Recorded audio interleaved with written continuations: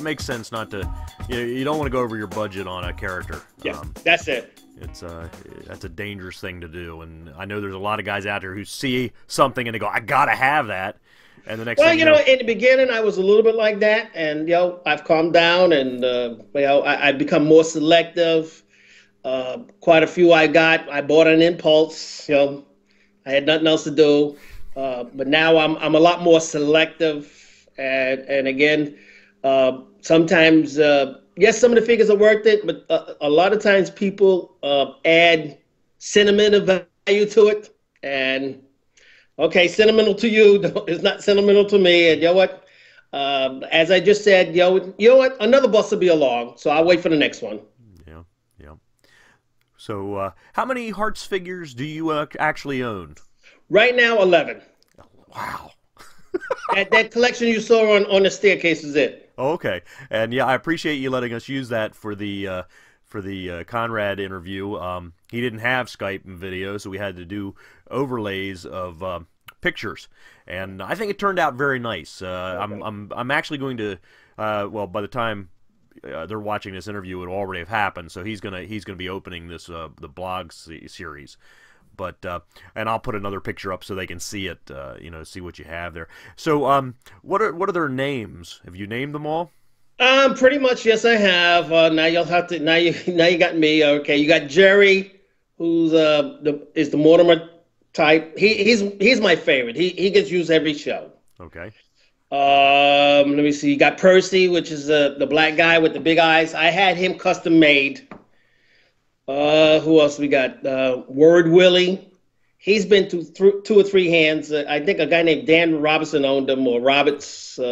He had him, and then he went to Sean, and then he came to me. Well, Sean, I about four of my own because either Sean or Dwayne Eccles. Okay. They went through there and then worked their way back to me. So they're your funnels. Well, I'll tell you, like Jerry, when I first saw him on Conrad's, listen, Conrad, I want him. No, I'm not selling him.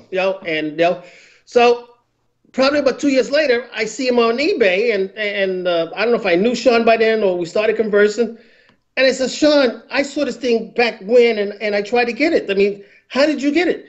He said, I just kept bugging Conrad, and he finally sold it to me. I said, oh, that's the secret.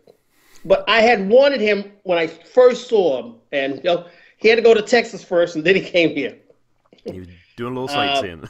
And I think the first Mortimer, I got a Mortimer up near the top. I got that from Dan Willinger.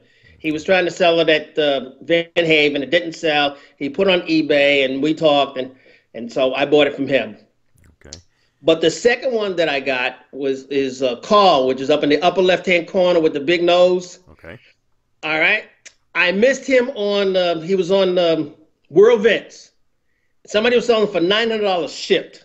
And at the time I was like he and high or whatever. And and when I went back, of course, it was gone. Sean got him. And he came back. I wound up paying another $50 for him because I paid Sean $950 for it.